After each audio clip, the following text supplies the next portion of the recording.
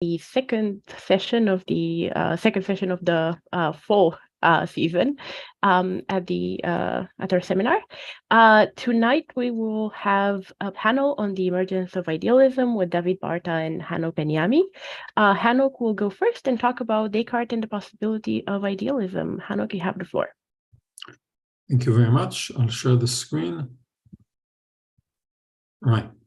I'll try to speak not longer than 30 minutes. Right. So let me just see. Okay, now I hope it will work. Good. Yes. So idealism, which has been a dominant philosophical view in modern philosophy, makes its first appearance in Descartes' writings. That's, I think, the first occurrence in print of the possibility of idealism. Just a second, I need to move okay, now better. I didn't see it well. That's from the discourse part 4. Next, I examined attentively what I was. I saw that while I could pretend that I had no body and that there was no world and no place for me to be in, so no material nature, I could not for all that pretend that I did not exist. I saw, on the contrary, that from the mere fact that I thought of doubting the truth of other things, it followed quite evidently and certainly that I existed. Whereas if I had merely ceased thinking, even if everything else I had ever imagined had been true, I should have had no reason to believe that I existed. From this, I knew I was a substance whose whole essence or nature is simply to think, and which does not require any place or depend on any material thing in order to exist. So here Descartes realizes that he is a mental immaterial substance, and that there might be no body, no world, no place. So that's the possibility of idealism. Of course, later it is rejected, but this possibility makes its first occurrence, as far as I could find, on the world stage here. And we have it in later writings as well. Here it is in the second meditation, the same kind of argument. I will believe that the body, shape, extension, movement, and place are chimeras, so no material nature. I am then, in the strict sense, only a thing that thinks. I won't read it. Everybody knows this stuff. So here, again, in the second meditation, we have the possibility to be rejected later, that only the Descartes as a mind exists. Here it's identical with the solipsism, but we are interested in idealism here. So why Descartes? Why did this view make its first occurrence at that point of time in Descartes' philosophy? Of course, there have been claims that you can find it earlier in Augustine, for instance. If anybody is interested, I'll mention these cases later. I don't think that these are cases of idealism. So I'll claim that a specific combination of ideas made idealism possible for Descartes and for his followers. First, he held a representational theory of perception, namely not a direct perception view. This has been held by others. We'll get to that soon earlier, but the material world is pure extension, as we all know. This is very important. The representations are in the mind and not in the sense organs. This is an innovation, I think. And the mind is immaterial. I think that this combination of claims made idealism a possibility for Descartes. Now, I mention here a representational theory of perception. Descartes is not the first to hold such a position, of course. We find it, the earlier philosopher I found who held such a theory was already Empedocles. His Empedocles on hearing, as reported by Theophrastus, Aristotle's pupil. Hearing is caused by sounds from outside. When the air is stirred by the noise, it resounds within, for it is like a bell reproducing equal sounds. This is Guthrie's translation. Literally, we have a bell of the equal sounds. He calls it, Theophrastus says of Empedocles, a shoot of flesh. The air, when it is stirred, strikes against the solid parts and produces a sound. So here we have actually a copy, you can say, of the sound outside, inside, and by virtue of this, we hear. Notice that here, Empedocles doesn't mention any soul or mind aware of this representation or copy of sound, but we find it a little later. That's Aristotle on site. I can give quite a few other places, not only Aristotle and Pentocles from antiquity, but we don't have time, or I think we don't need it in that detail here. So Aristotle on site. There must therefore be some translucent medium within the eye. And as this is Aristotle didn't know about the lens. It was discovered shortly after his death. And this is not air, it must be water. The soul, or its perceptive part, that's important, right? It is not situated at the external surface of the eye, but obviously somewhere within. Whence the necessity of the interior of the eye being translucent, i.e. capable of admitting light. So, according to Aristotle, we have an image created in the eye, and the soul, as we see here, is exerts its perceptive power in the eye. We have a representation in a sense organ. Now I'll jump many years forward to the 13th century, because when we find representational theory of perception in the Middle Ages, it is according to the same principles. They knew much more about vision than they knew about the lens, about refraction, but the principles are the same. That's Vitello from his Perspectiva, so 13th century. And all other perspectivists held similar views until Kepler, actually. Thus, when the eye is opposite an illuminated or colored object, light is multiplied either by itself or with the color of the object. That's the theory of propagation of light. And arriving at the surface of sight, that's the exterior interior surface of the lens. This is a theory that European perspectivists inherited from Ibn al-Haytham. It acts on sight, and sight suffers from it. So we have here an image on the lens, and sight suffers from it in the sense organ. When light and color come simultaneously to the surface of sight and act on it, and sight suffers because of them, and the power of the soul achieves understanding because of the union of the visible forms and the soul's organ, so the soul exerts its perceptive power in the sense organ, then sight takes place on account of the presence of the visible forms acting on the organ of sight. My main point here, illustrated by this selection, of course not demonstrated by only 3 examples, is that representational theories of perception until Descartes thought that the representation is in the sense organ, and the soul exerts its perceptive power, whatever, on that sense organ. With Descartes, things change. I have to prepare a little background before we see what Descartes does with the representations. As we know, life doesn't involve an immaterial principle. This is something we find at least from the world on. That's in the discourse. God kindled in man's heart one of those fires without light, which I had already explained.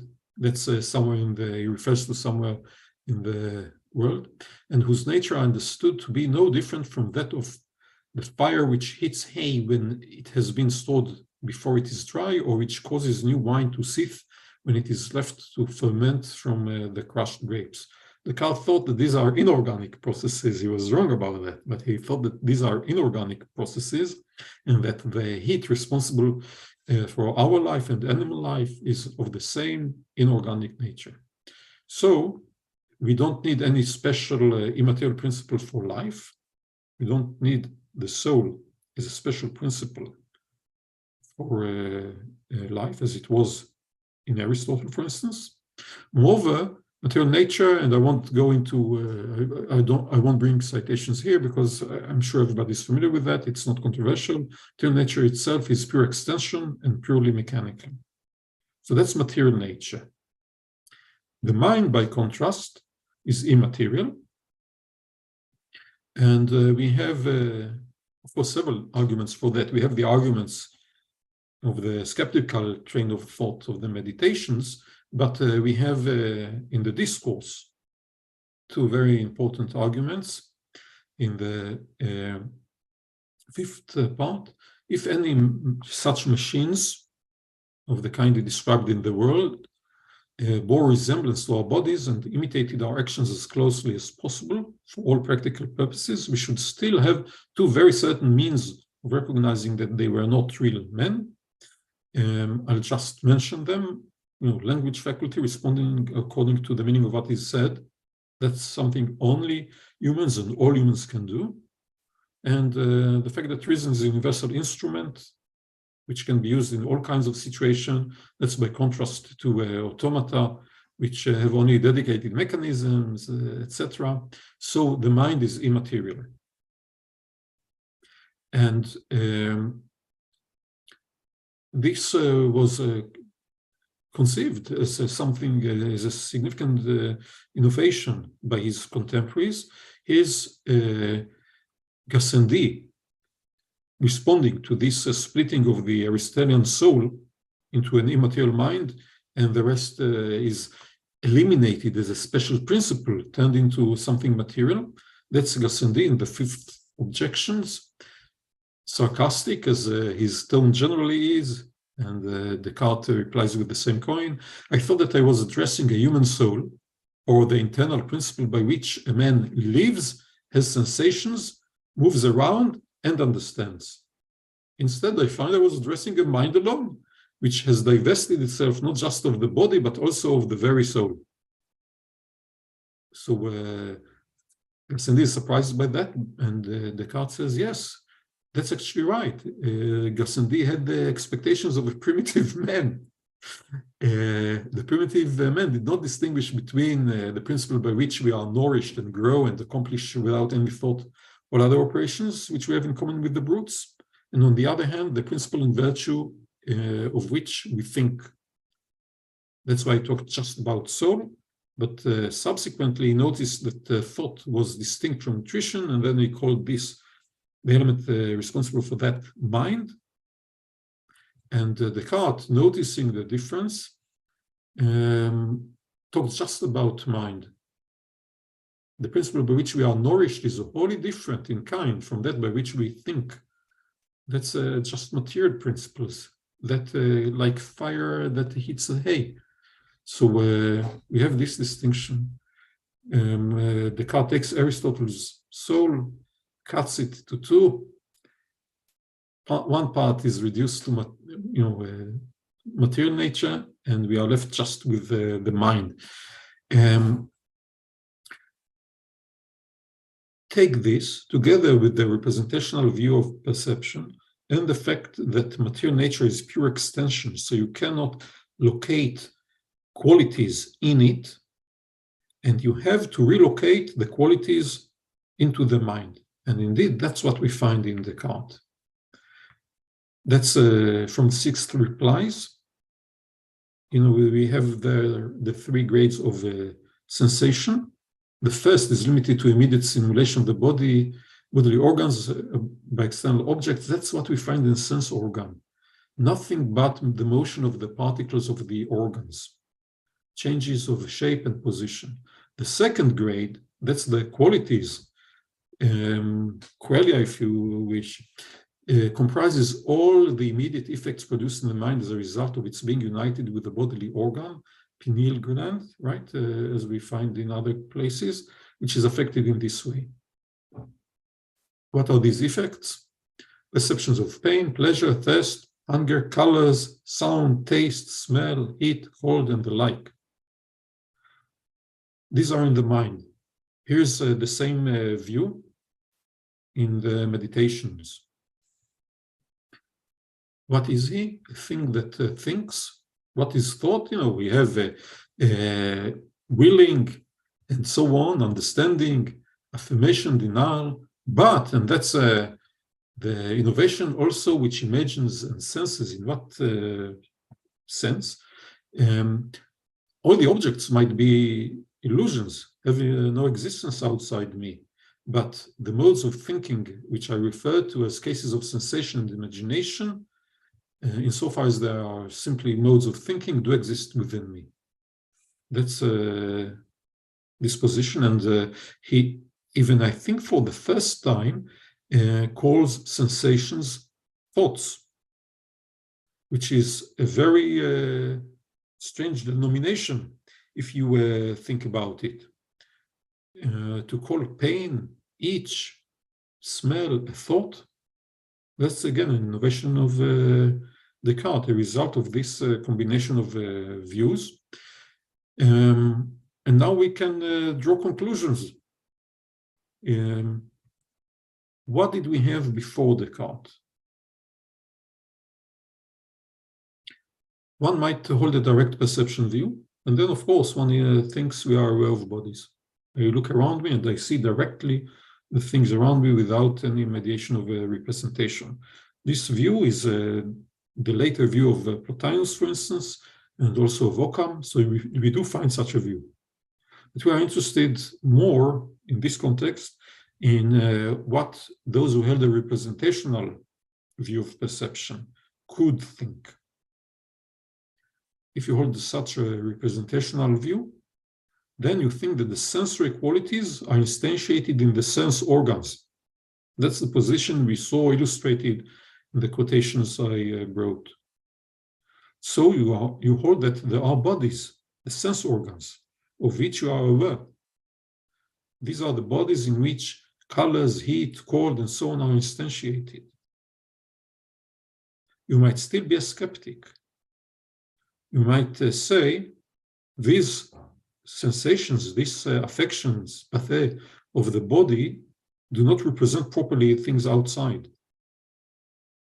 And we have had, of course, these views, such views. The most well-known such skeptic is probably Sextus. Here's Sextus. Outlines of Pyrrhonism. Even if we grant that appearances are apprehended, he's targeting the Stoics now. Objects cannot be judged in virtue of them. For the intellect, as they say, sets itself upon external objects and receives appearances not through itself, but through the senses. And the senses do not apprehend external existing objects, but only, if anything, their own affections. An appearance, then, phantasma, would actually be of the affection of a sense. That's what we are actually aware of, says Sextus. And that is different from an external existing object. So we end up with this kind of skepticism. The representation might not be a faithful representation of things outside, but it is instantiated in the sense organs. So accordingly, till Descartes, even a skeptic cannot doubt the existence of a material world. When we have sensations, we are aware of sense organs. That's the position a skeptic holds. The sense organs are material things. So we are aware of material things. No possibility of idealism. With Descartes, this changes. From Descartes on, if you are representationalists, and almost everybody was for a long time a representationalist, you hold that sensory qualities are instantiated in the immaterial mind. Even if they are instantiated in it, just when it is mixed with the body, as Descartes has it, it's instantiated in the immaterial mind. So you are not directly aware of bodies. You are aware of affections, as we had in the translation of Sextus. You are aware of affections of an immaterial being, of the mind. So if you are a skeptic and you hold that sensory ideas might mislead, namely they do not represent what we naively take them to represent, then it is possible that there are no bodies. So idealism is a possibility from Descartes on. And that's it, actually. So, David, you have 40 minutes, not 30 minutes. Thank you. Great. Thank you, Hanok. All right, so now we are going to move straight on to David Barta's presentation, which is on the origins of early modern British immaterialism. David, you have the floor. Yeah, thank you. Can you see and hear me? All right. Yeah. Oh, okay, thanks. Yeah, try to be slow. Then I have so much time. So okay. You now see only the slide or the only or my notes as well? No, just a slide. Okay, cool. Okay, so thanks for having me. Thanks for having us. Yeah, I'm trying to approach the topic, the rather peculiar emergence of idealism in the early modern period from slightly different angle than Hanok just did. Partly because I'm coming from the actual idealist who actually went on to endorse this possibility, which arguably was raised by Descartes. And also, I try to emphasize a little bit different aspects of this story of the emergence of idealism. So I will focus a bit more on theological and metaphysical considerations, maybe at the expense of those epistemological considerations Hanok talked about. Okay, so yeah, so the two idealists I'm trying to use as case studies here is Arthur Collier and George Berkeley. So why these two? So I guess they were the really the first idealists. Now you might wonder whether there were others earlier, but I agree with Hanok here that if you define idealism in the way that it captures the essence of what these guys believed in, then probably you won't find anyone at least in the Western history of philosophy. I will come back to this definition of idealism in a bit. But then you might worry that I could have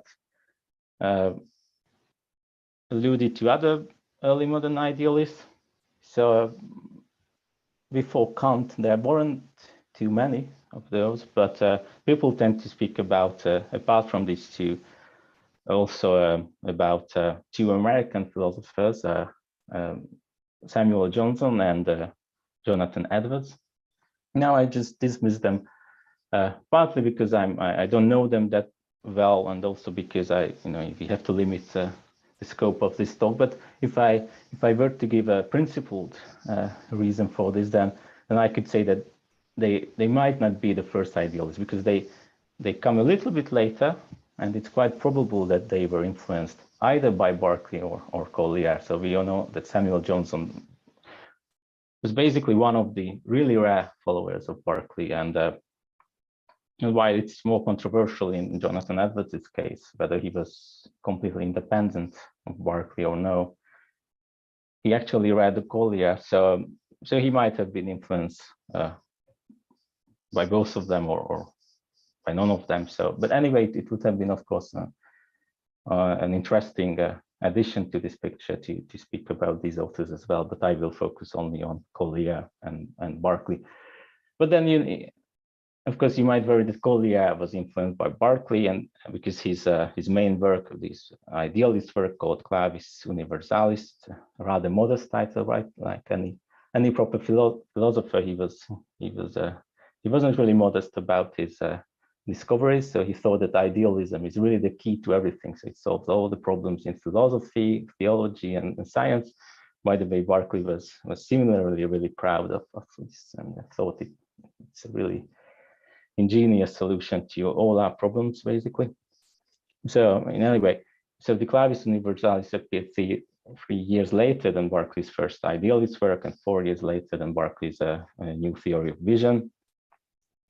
So of course he was accused of plagiarizing Berkeley, but we have pretty clear evidence that he came up with the idea a little bit earlier than at least than 1710. So we have a good case here for saying that they really did come up with the idea of the idea maybe, but they really endorsed idealism independently of one another. And of course, there are overlapping themes in the argumentations. I think they developed idealism in interestingly different ways. I will come back to this in a moment. But now I just wanted to define idealism a little bit more precisely, and it might help us see why we think, or at least I think, that there were no real idealists before these two guys in the history of Western philosophy. So I guess we have three criteria. Two of them are essential. The third is maybe we can call it desirable if it were a job advert for idealists. So the first is immaterialism. So it's a straightforward denial of material substances. I added the term straightforward because Hanok mentioned people like Augustine or the Neoplatonic tradition. People in the tradition tended to downgrade maybe not only the moral, but even the metaphysical status of matter. But it always remained a little bit vague whether they really wanted to deny its ontological status completely or eliminate matter from our ontology. So, but with these early modern idealists, it's a black and white issue. They unambiguously deny the existence of matter. The other aspect of idealism, which is similarly essential, is that it is a claim about sensible objects' existence consisting only in being perceived. So it's not merely a causal dependence. Some, most Christian thinkers, of course, thought in the medieval or early modern period that God created the world, or even he sustains it. So in some sense, the physical world depends causally on God. But here the claim is much stronger than that. It depends even cognitively or in a perceptual sense on minds, and including finite minds. And also, it's not the claim, it's a claim about some constitutive relations. So it's not panpsychism or cosmopsychism. So it's not the claim that the physical world somehow constituted by little mind-like things, but it's really about the specific cognitive relation. And the third, which might not be necessary, but most of the early modern idealists tended to emphasize the priority of the mental substances, the mind, so they are somehow prior or more fundamental than the mind-dependent objects, the objects minds perceive. Of course, they not clearly endorse the substance view of mind. As we know from Berkeley's notebooks, he entertained a bundle theory. Some even think in his published works, he also spelled out the substantiality of minds a little bit differently than the standard Cartesian or Aristotelian theory would do. And interestingly, in Collier, we have a strange view where he says that just like objects exist in minds, finite minds also exist in the infinite mind. So in some sense, we are not real substances. But anyway, they thought that still the finite minds are somehow more fundamentally real than the objects of perception. So I think you won't really find anyone before them who really satisfies all these criteria. Maybe they do one or two of them, but maybe not all of them. Okay, so yeah. So as I said, I think Collier and Berkeley developed idealism in slightly but interestingly different ways. I tried to argue in an earlier paper that Collier is best regarded as an intellectualist, whereas Berkeley can be regarded as a voluntarist. Collier follows Malebranche's and Norris's lead, while Berkeley is more Lockean in his philosophical methodology and even in his in the theological background assumptions. And I think this difference manifests itself in both how they argue for immaterialism or idealism and what the actual conclusion is. So why for Collier, we have, apart from some initial epistemological consideration, the main argument against matter, they are strong conceptual or metaphysical argument against the possibility of matter. So he distinguishes between intrinsic and extrinsic impossibility or possibility. So something is intrinsically impossible if its concept involves contradictions, but something can be just as impossible if it's extrinsically impossible, which means that the contradiction is derived not from the concept itself, but the existence of the given thing and some other circumstances, in particular its putative cause. But the point here is that he really aims at proving the strong metaphysical impossibility of matter. While interestingly in Berkeley, we find similar considerations, but he also has some weaker arguments or against some concepts of matter. He just basically says that matter makes no sense. Well, that's the ultimate conclusion he draws. So either because its concept is impossible, or its concept involves contradictions, or under certain descriptions its concept is so empty that it really doesn't mean anything, or at least it doesn't mean anything to us in a pragmatic sense. So I think this is a little bit more modest conclusion, and it's partly motivated because of his voluntarism. And one argument I think is quite interesting and illuminates this distinction is the argument which we might call the argument from divine simplicity, or the action of simplicity of divine action. So this argument has two premises. So the first premise is the redundance of matter, given God's omnipotence, or God could have done anything without matter, so matter seems to be redundant. And the second premise says that God always acts in the simplest way possible. Then we can derive a rather strong argument for the impossibility of matter, and that's exactly Collier's a second argument. That's his extrinsic argument for the impossibility of matter. Now, interestingly, Barth also appeals to similar considerations based on the theoretical virtue of simplicity, if you like, but he doesn't really argue in this strong sense. He doesn't use it to prove the impossibility of matter. Rather, he either uses it ad hominem against Malebranche, who really endorses a very strong intellectualist reading of the simplicity principle, or more generally, he uses it to put a little bit more pressure on the materialist. So kind of, he tries to shift the burden from idealists to the materialist. Okay, so whatever you think about this narrative or this distinction, it made me think whether, because this narrative doesn't really talk about the sort of epistemological considerations Hanok talked about, or the traditional story talks about. So there might be another story about the emergence of idealism. And in the remaining part of this talk, I want to evaluate this and point to some of these other motivations and try to evaluate what sort of epistemological presuppositions might be behind them. So the first thing is exactly this argument I just finished it with.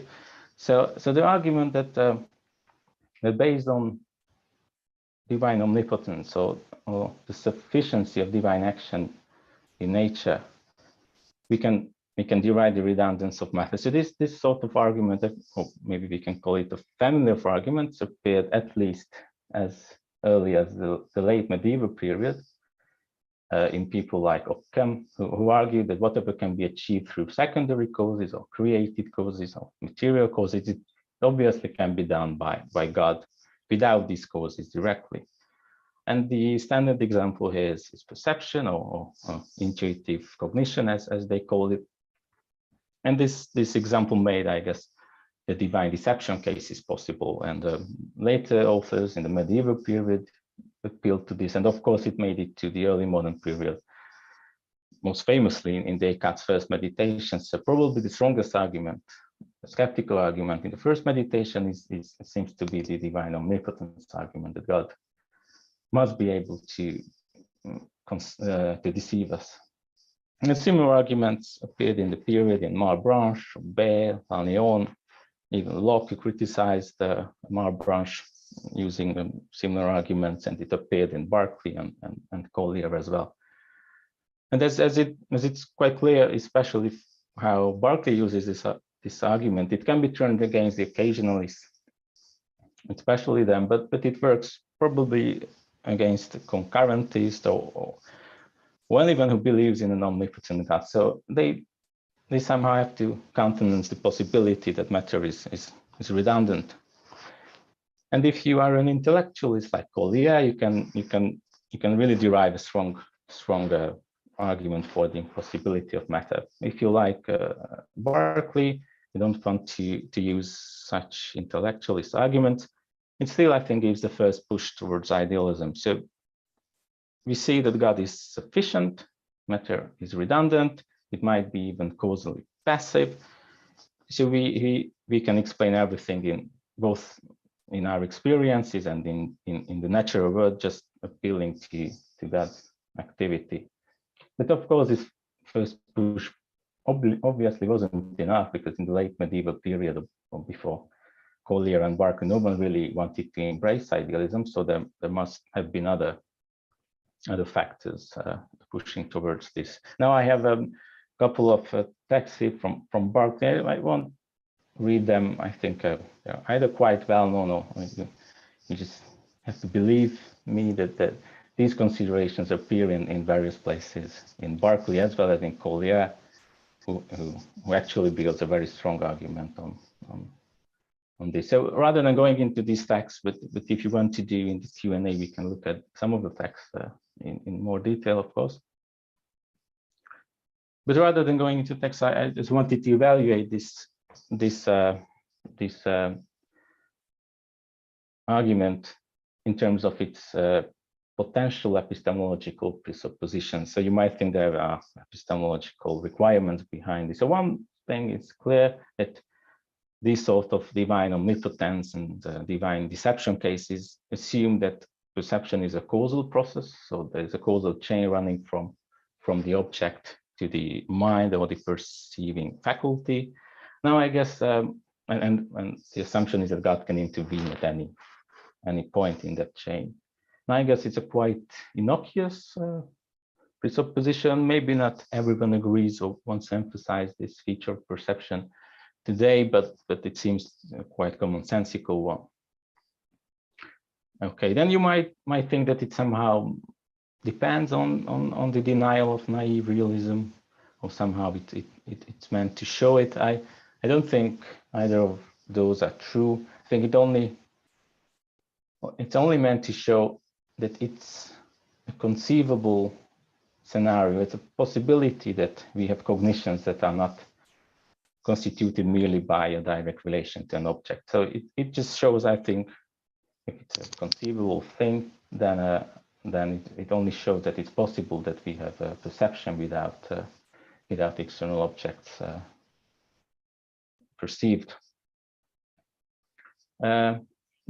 But there's another epistemological assumption here which is really at work, and it might be a little bit more controversial. It's often called the subjective indistinguishability of non-veridical cases or misperceptions from veridical, or the bad cases from the good cases of perception. So it assumes that from the first person perspective, you cannot tell that you are deceived by God, and it wouldn't make any difference to us if it's all created by God and there is no material objects out there at all. Okay, but as I said, of course, this consideration wasn't enough on its own, and there must have been some other factors playing that part in giving more credence to the idealist possibility. And one obvious source, apart from occasionalism, which was really influential in the period, there were the Bayesian paradoxes, and in Collier we actually find these arguments. So those are his arguments showing the intrinsic impossibility of matter. So he basically uses these Bayesian arguments that based on our best concept of matter, which construes it as extension, we can both derive the conclusion that matter is infinitely divisible, and that it's finitely divisible or not infinitely divisible. and other sort of contradiction, that it's both. You can divide that it's infinitely extended and not, and all these things. So, and for Bale, it shows that only shows that our reasoning capacities are limited, and we should trust the revelation and accept these things, accept the existence of material objects based on faith. But for Collier, maybe for a proper intellectualist, you can't blame your own reasoning capacity, so you have to blame matter. So it really shows that there is some deep conceptual problem with matter, and it hence shows the impossibility of matter actually existing.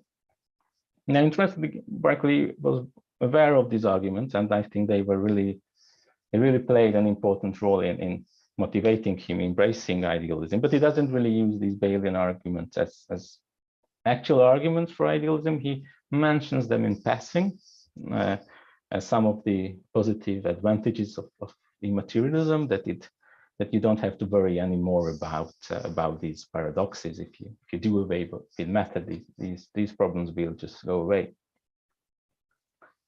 Yeah. So at this point, I think the wannabe idealist can think that it's not only that God is a sufficient explanations of our experiences and everything happening in nature. It's not only the matter is hence redundant, or even that it's because of its passivities is explanatory useless, but in fact its concept leads to paradoxes. So I think the credence of immaterialism is just erased here quite substantively. And I think you might think that the final push is given by strict dualism. Maybe it's Descartes' invention or reinvention in the early modern period, or maybe he wasn't really a strict dualist, as some, I guess, would argue, but it's still a reasonable reading. But the point that matters for us now is that I think strict dualism allowed these immaterialists to deny matter without worrying anything about the cherished mind. So you can do whatever you want to material substances, and it won't affect what your theories about the mind. Yeah, so I think these three considerations together gives quite enough motivation for someone to actually embrace idealism. Okay, so at this point, I thought I'd just recap some of the epistemological requirements behind this story, and I think they are quite innocuous. So one was the subjective indistinguishability of cognition of external objects from cognition of non-external objects. This is, of course, something that both Berkeley and Collier subscribes to. Doesn't seem to be a very controversial idea. Okay, so the second one I mentioned was the perception is understood as a causal process. I think it's even less controversial. This allows for a causal argument against direct realism, but I don't think it is meant to imply anything as such about it. And then when I talked about the divine deception cases, it seems that it shows that perception can be analyzed as a purely mental state, but it only needs the possibility or conceivability of perception being not a relation as such to an external object. But I don't think it requires someone actually believe that a representative theory of perception is true. It just gives just shows the possibility that it is true. But of course, idealists will go on and will argue against direct realism, just as much as they will argue against any sort of realism, including indirect realism. And it's quite hard to tell whether their arguments are really based on the assumption of a Cartesian or Lockean representative theory, or they somehow do it kind of independently of what Descartes or Locke thought. So I just wanted to go through pretty briefly, the main arguments they used against direct realism. So it's not against the material, not against the concept of matter as such, but just against direct realism. So Collier, interestingly, doesn't use the term idea, I think, in any of his works, not in the Lockean sense at least. So he was surprisingly ignorant of Locke. And it seems he doesn't simply assume that sensory qualities are mind dependent. So because he has lots of arguments, not exceptionally good ones, but has many arguments. The first step of his argumentation is showing that just because perception appears to be about external object, it doesn't prove that our perceptions are actually about external objects, or there are external objects. In fact, he always talks about visible objects and only talks about vision, but I guess his arguments generalize to all sensible qualities and objects. And for this purpose, he uses arguments from imagination and hallucination, that sort of stuff. He also appeals to Descartes and Malebranche and Norins, saying that they prove that secondary qualities are not external, as seen in Hanok's talk, that secondary qualities are just sensations in the mind, and this should apply to primary qualities equally. But interestingly, he uses this argument based on authority only in the first part, where he argues for this weaker claim that the appearance of externality doesn't entail actual externality. In the second part, he argues for the claim that visible objects, sensible objects, actually cannot be external anyway. And there he uses strange arguments like cases from double vision. He says if you press your eyeballs, you will see two moons, for instance, and you cannot decide which one should be the real one and which is only an apparent one. So you should deny that either of them is external.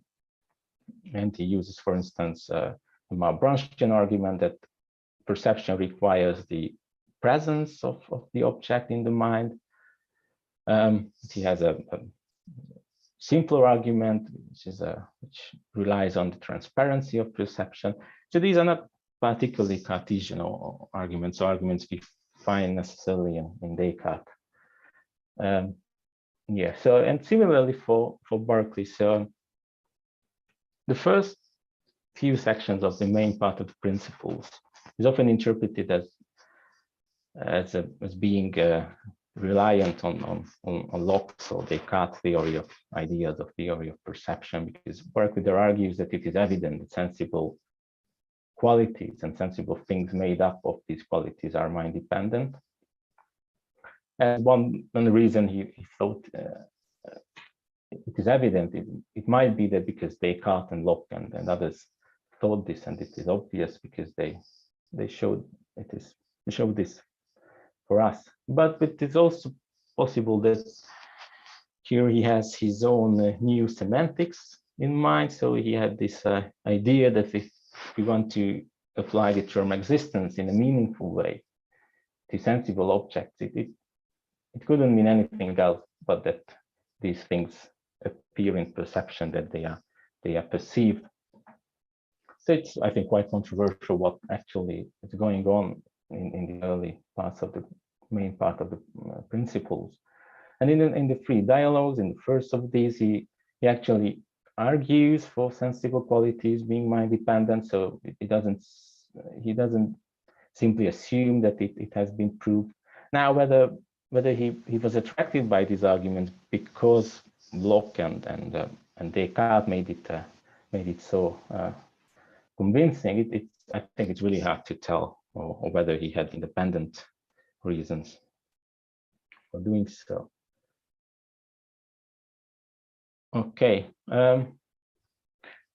Yes, I wanted to raise the last consideration against the traditional epistemological narrative of how idealism emerged in the early modern period. And this is, I think, this traditional story gives a lopsided or unbalanced picture Berkeley's and Collier's relation to skepticism. So in one sense, it's fair to say that they were external but skeptics, because they of course deny the existence of mind-independent objects. But this narrative seems to completely ignore another important aspect of their philosophical outlook, namely that they were really motivated by anti-skepticism.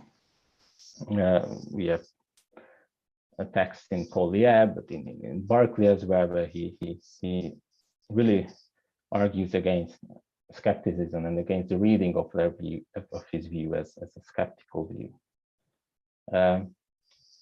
And there is a quite influential interpretation in Berkeley scholarship, or maybe not influential, but I think at least important, that they didn't really, and I think it applies, or it can be applied to Collier just as much as Berkeley. So the idea here is that they didn't start from a representative theory of perception, and then they basically turned external but skepticism into idealism. But on the other hand, they started from an assumption between direct realist theories of perception, and they took the commonsensical and anti-skeptical conception of perception as something that is completely transparent and infallible.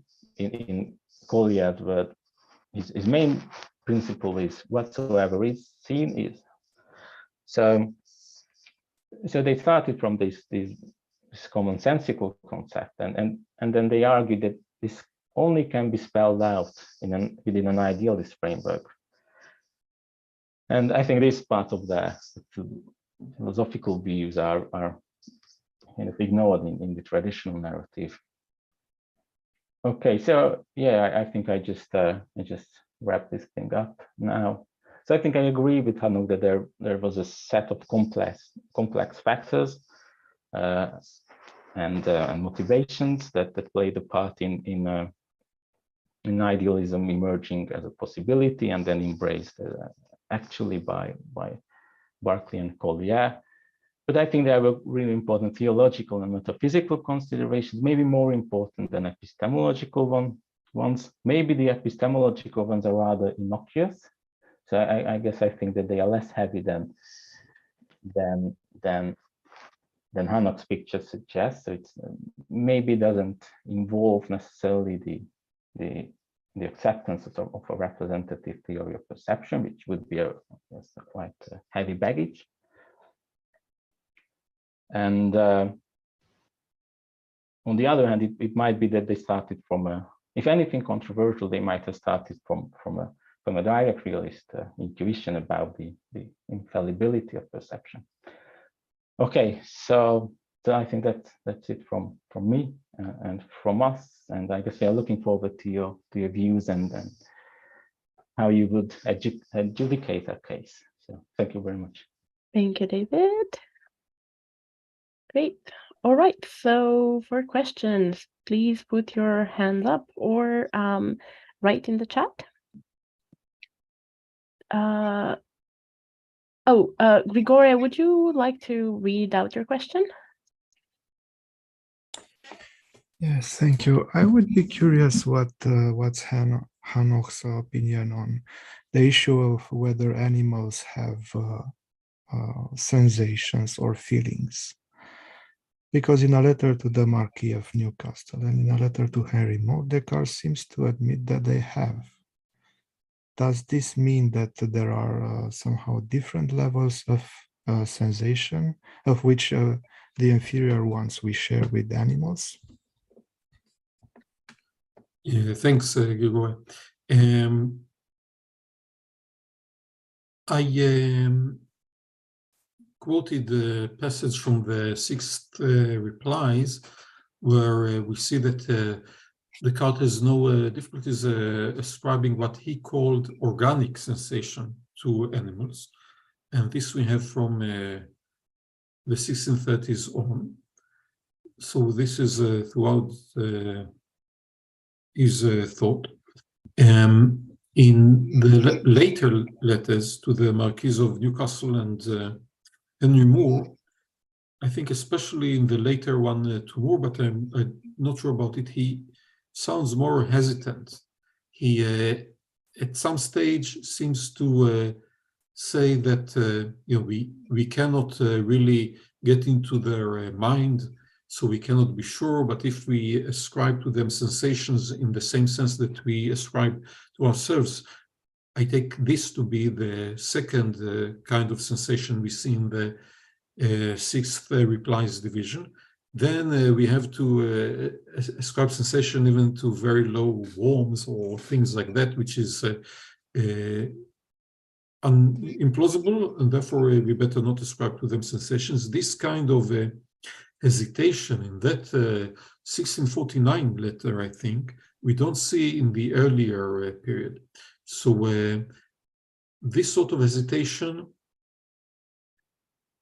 does indicate that perhaps he started to, let's say, starting to be willing to reconsider ascribing some sort of sensation to animals, but we don't find it explicitly anywhere. And even there, he says that because of the degrees, it's unlikely, and we better stick with the position that they don't have sensation in the proper sense, as he writes in the letters from the 1630s. Yes. So to put it together, in the works from the 1630s and into the 1640s, he denies sensations in the second and third senses to the animal and ascribes to them only what he calls organic, what we might call functional sensation. In the very late letter to Moore or Newcastle, I don't remember who it is of the two, we find him more hesitant or reserved, but still eventually choosing the earlier position. Good. Thank you. Andrea has a couple of questions. Just ask them. Thank you. Can you hear me? Yep. Oh, thank you. I should like to ask is for we cannot see you. Hanno. If this is No, that's fine. Sorry, I don't have a camera. I'm sorry. Okay, no problem.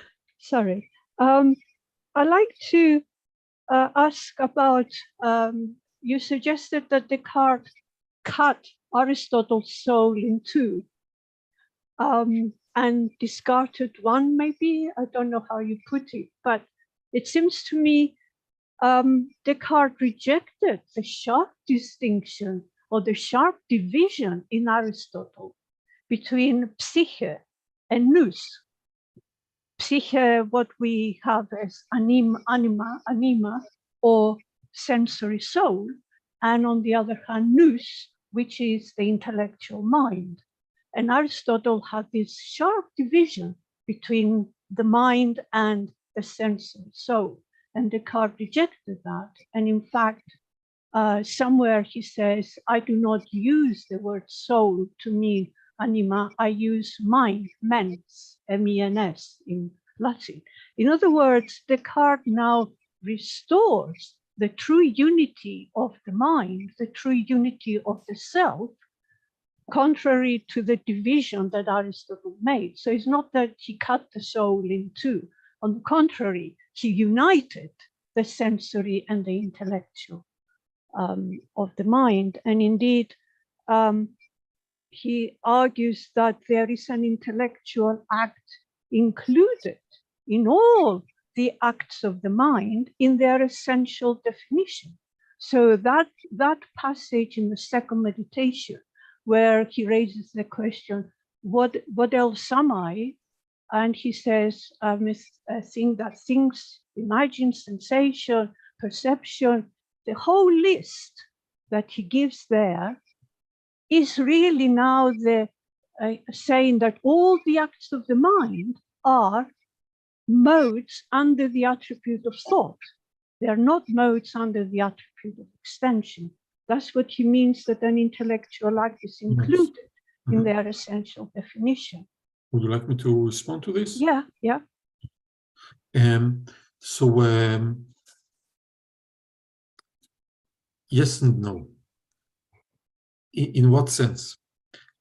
In one sense, it is true that in Descartes, we find the mind and the l'âme, right? When he writes in French, he uses AME, l'âme. He talks about, and not necessarily about what's derived from intelligence or mens. So it's true that we have the soul in Descartes is identical with the mind. However, if we go back to what we find in Aristotle, even in Plato, and in all this tradition leading to the scholastics, we see that they ascribed to the soul, they describe the soul as responsible for several things. One of them being nutrition and growth, another one being motion, and this is not part of what the mens does in Descartes. This is common to all animals and plants that do not have a mens, a mind, let's say. So you don't need a special principle to explain nutrition, growth, motion, and sensation of the first degree from the three which we saw in the sixth replies. So in this sense, it takes all these powers, which for Aristotle were powers of the soul, and he says they are powers of the material body. They require the same kind of heat that you find in hay and in seething grapes.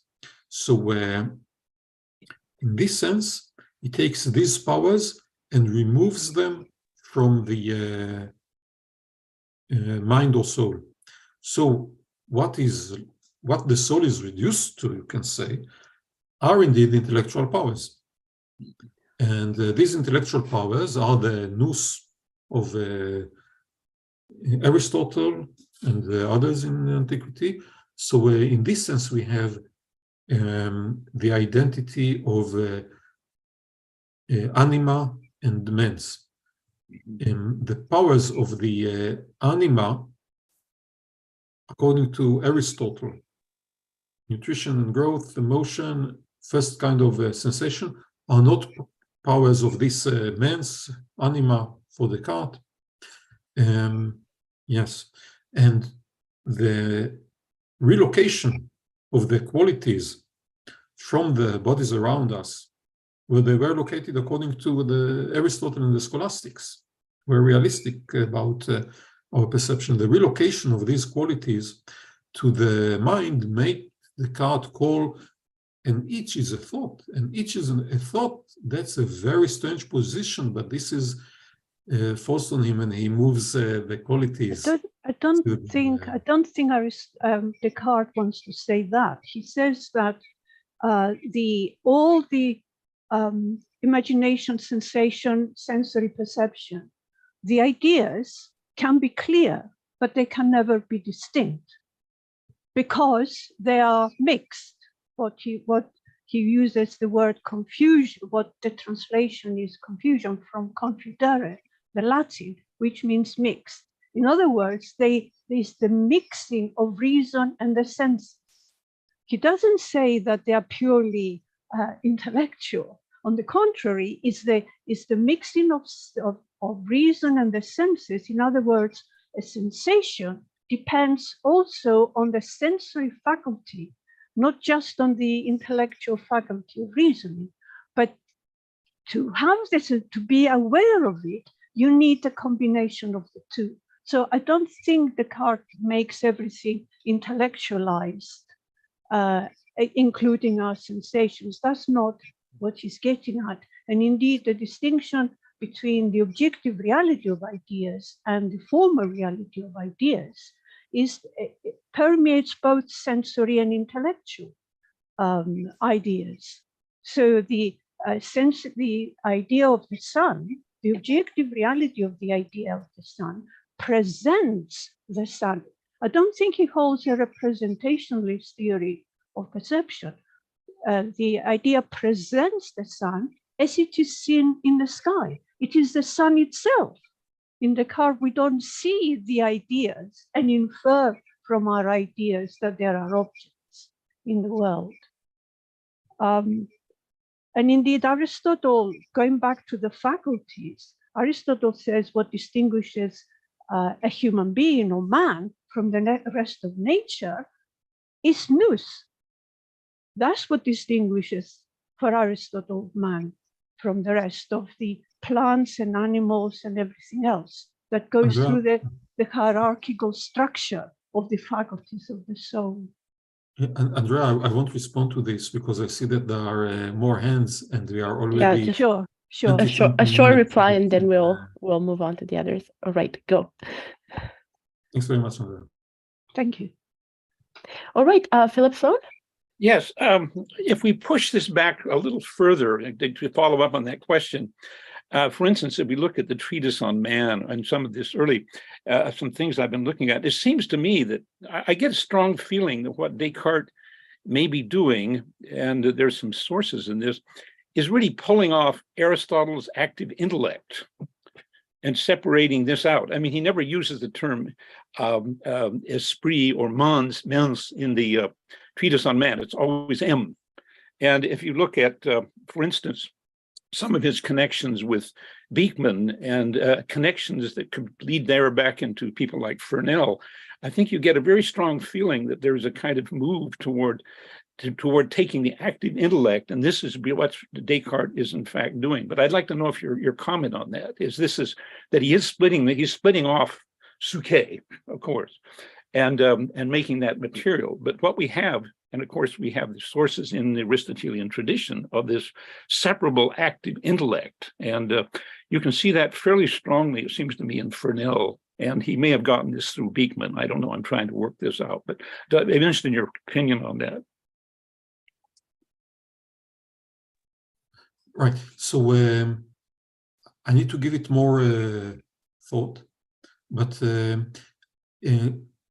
off the cuff, I can say the following. Well, actually, first, it's not off the cuff. Certainly, the active intellect is what is specific to men's, but we have other forms of thought. Now I'm really thinking aloud, and I'd appreciate your input on this. For instance, memory. We have two kinds of memory. We have intellectual memory, which we keep even after we die and leave the body, but we have also what we call episodic memory, and this does not remain after we die and leave the body. So that's not quite the active intellect.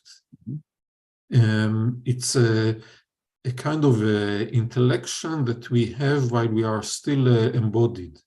So if we do count this as an intellectual power, remembering specific episodes, then this is not pure intellection, but a kind of intellection that we maintain, that the mind can have while it is mixed with the body.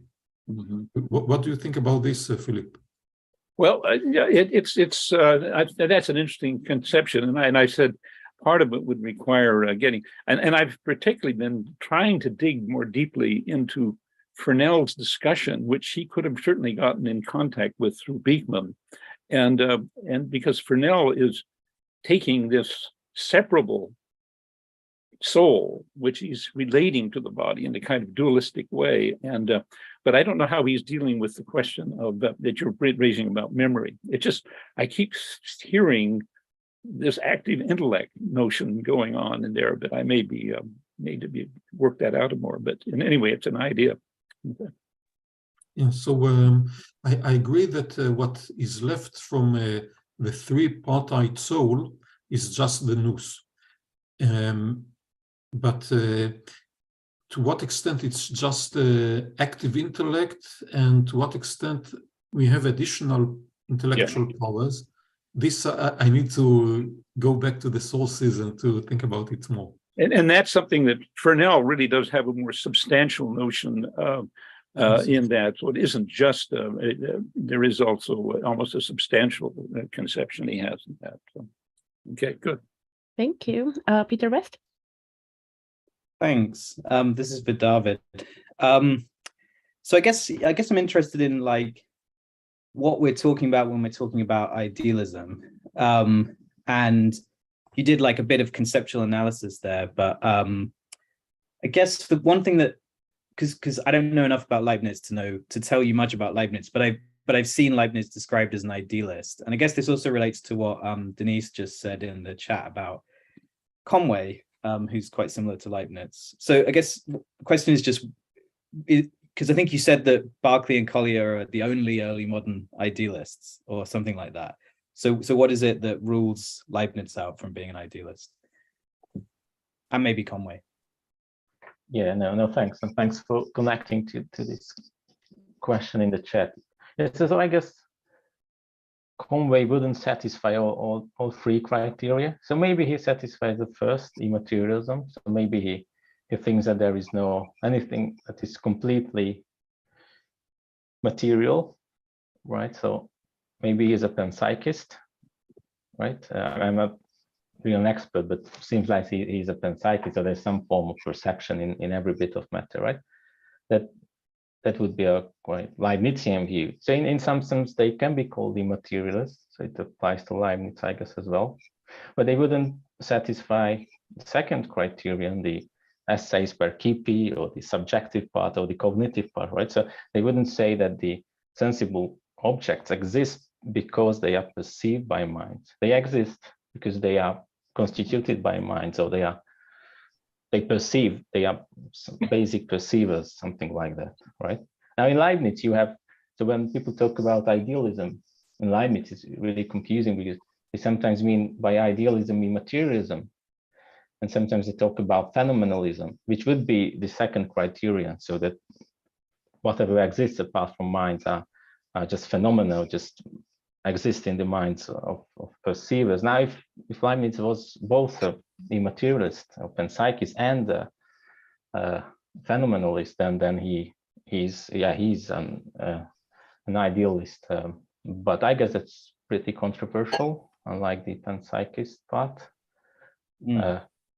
So Conway would be, I think, a pretty straightforward non-idealist in this sense, as far as I don't know her very well, but. Well, so for Conway, material and immaterial are like two ends of a spectrum. So everything is to some degree material and to some degree, apart from God, who's completely immaterial, but everything is to some degree material and some degree immaterial. But I guess just to, if it's okay for me to do so, just to ask a follow-up question. Because like all of these terms are terms that we're putting on these figures. And as you said, like there's no actual causal connection between Berkeley and Collier. I guess like the panel is about the emergence of a strain of thought. So here's like a pushback against that, is that maybe, is there like are we missing out on something if we make our criteria too narrow for being an idealist? Maybe it would be helpful to permit Leibniz and Conway to be in there and to say, well, look, they're like, in the same way that we use materialism really broadly, like Hobbes is a materialist and Cavendish is a materialist, and they have completely different views.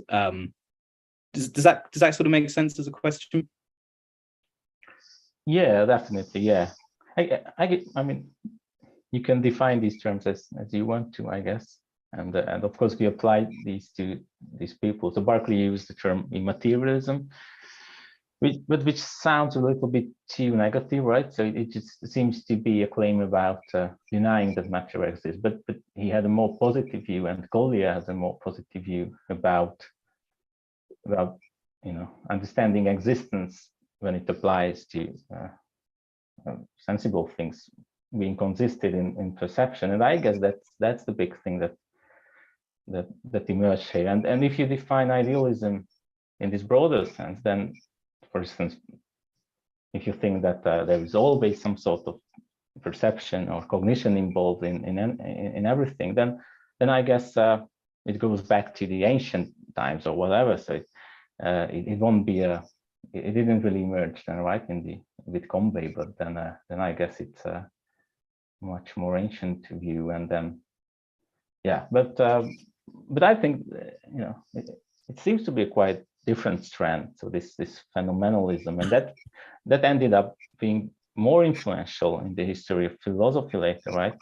So people really were into this idea that only those things exist or those things matter, or which we can perceive or verify through perception or positivism or whatever. So it seems to have some sort of influence. I'm not so sure. Maybe panpsychism also had something, or nowadays it obviously has some influence, but it seems to be quite a different thing for me. But yeah. Thanks. Hanok, do you want to say something on this question, and also then ask your question to David?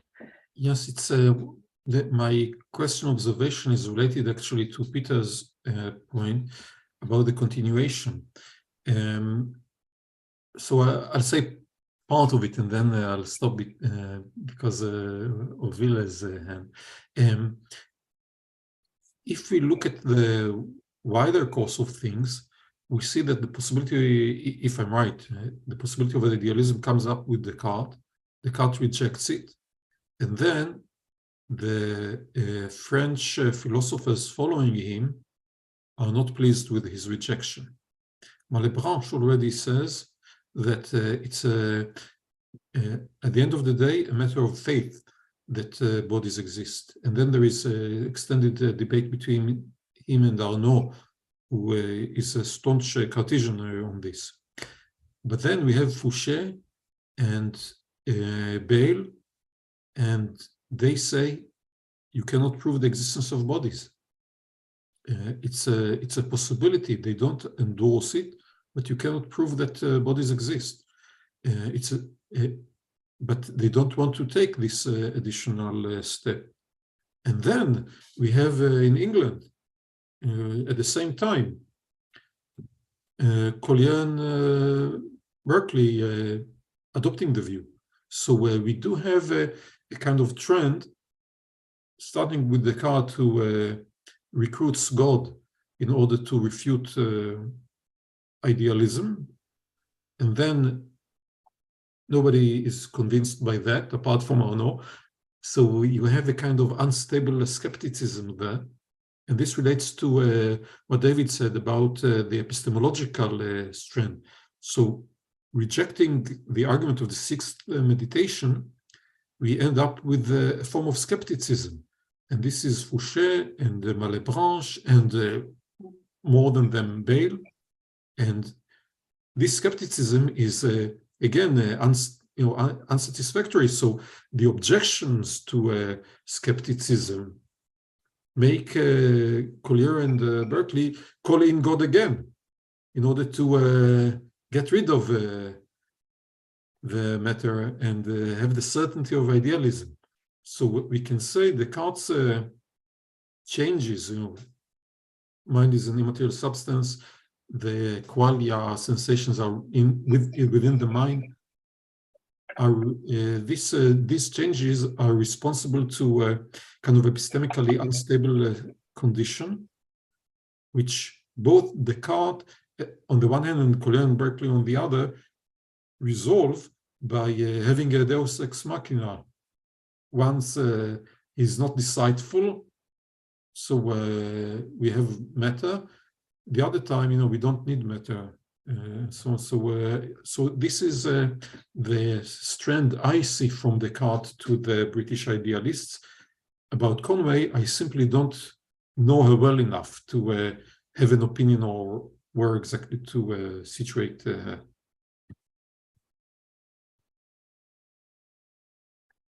Good. David, do you have a comment on on Hanok's comment, or should we move on? No, I agree for a change, I guess. But maybe on the Conway point, Dennis put it in the chat. So yeah, maybe Conway, just like Leibniz, I guess, thought that they are not saying anything new in this. It's an ancient thing. And both Collier and Berkeley was really proud of the discovery. They thought that they really came up with something extraordinarily new thing, and solved all the issues. So I guess it's yeah. Anyway. Good. Ville Paukkinen? Thanks. So my questions to Hanno. So the sort of basic modern argument from illusion against direct realism, and therefore against at least certain conceptions of matter, that Berkeley seems to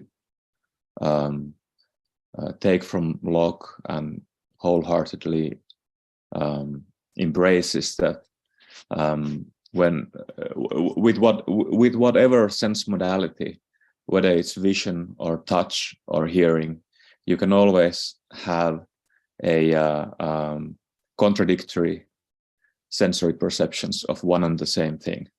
And since one and the same thing cannot have contradictory qualities, the quality in question, well, either simplified, has to be non-existent, or more complicatedly, it has to be that there is one mental and one non-mental quality, and they are indistinguishable.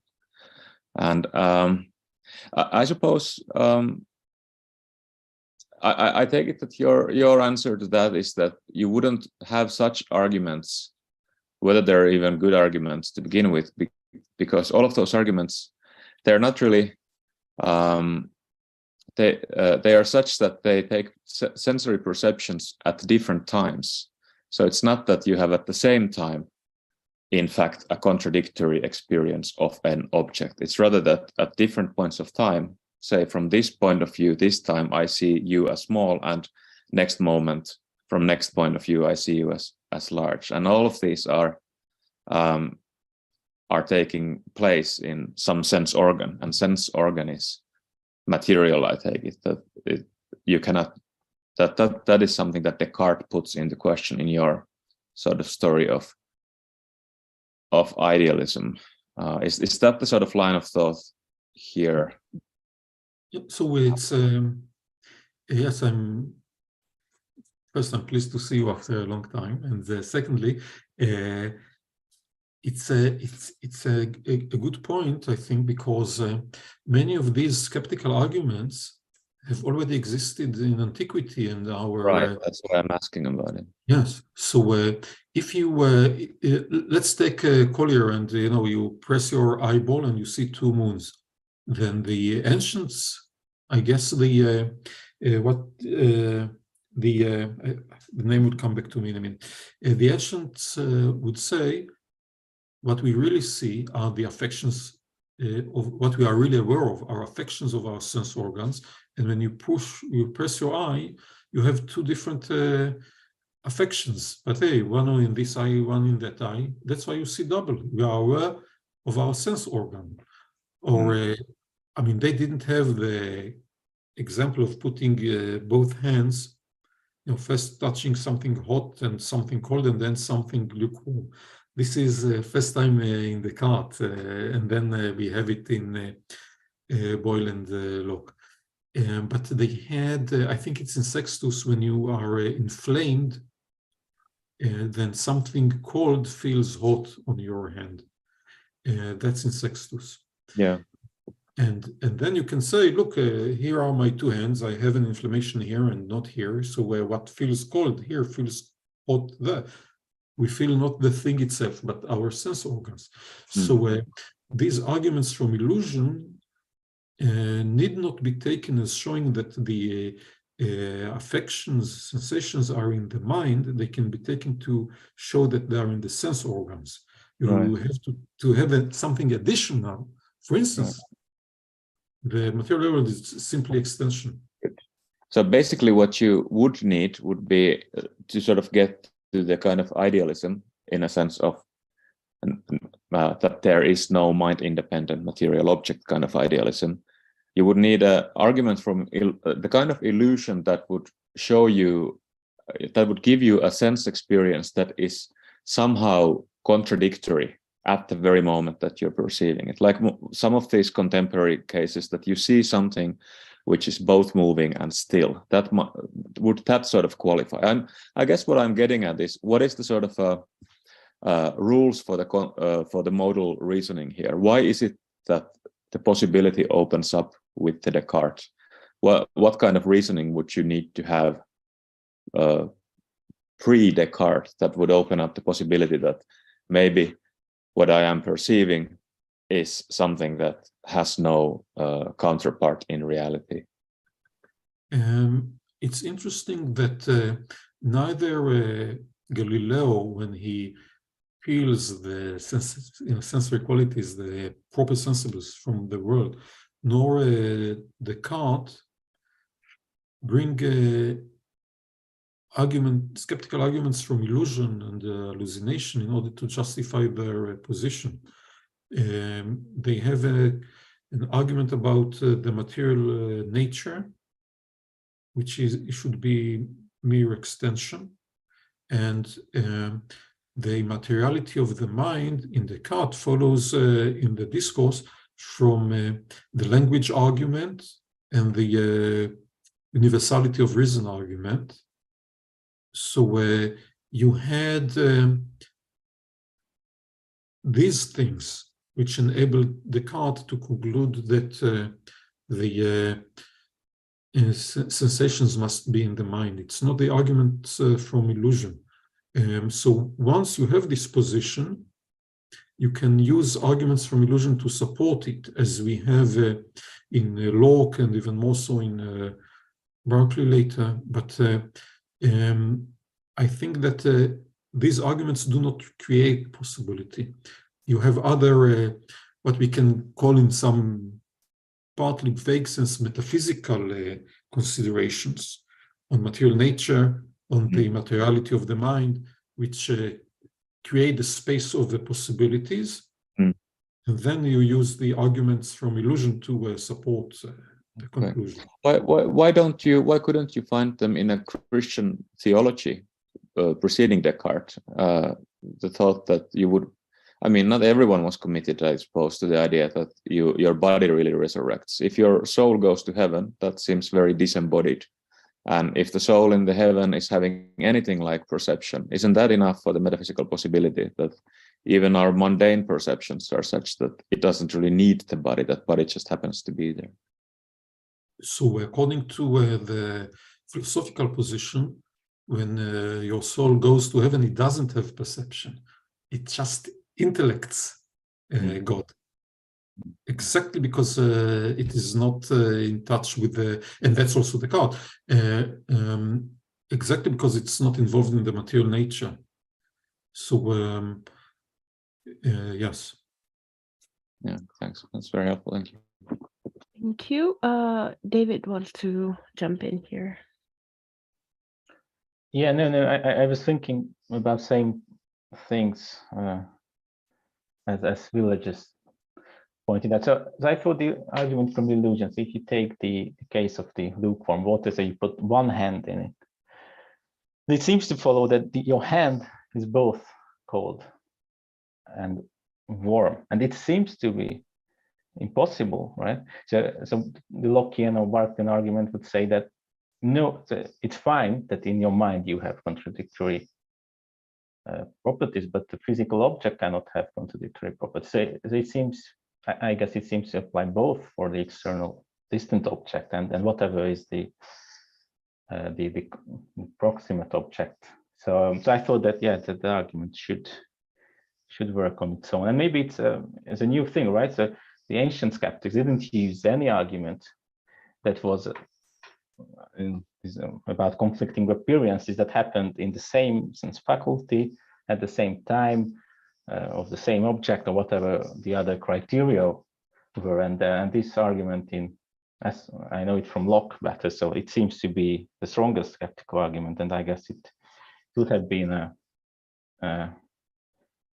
excluded by Locke or Berkeley, so it couldn't be even in the sense organ, I would have thought. What we in fact have in this experiment, actually you do it with the kids in school when you teach them these things. At least I did it when I taught physics. So you have three containers, and you put your hands in hot water, not too hot, and cold water, and then you put it in a container at room temperature. So this hand, which was first in cold water, now feels heat. And this hand, which was first in hot water, now feels cold. And that's because this hand, so usually we feel the temperature changes. So if your body is in equilibrium with the environment, you don't feel either hot or cold. But if your body gets warmer or colder, then you feel it. So you don't have contradictory sensations in any hand. You first feel heat and then cold. And here first cold and now heat. So it's different sensations at different hands from the same object. So then you say it can't be the object. But it's not a contradiction in the same sense organ. All right, thank you. Any last questions? This is the time. Right, if nobody else has anything else to say, then I guess we'll thank Hanok and David, and we'll see you next week when we're talking about Spinoza. Okay, round of applause. Thank you very much for everybody for coming. Thank for you. questions. Thank you. And for the opportunity to present.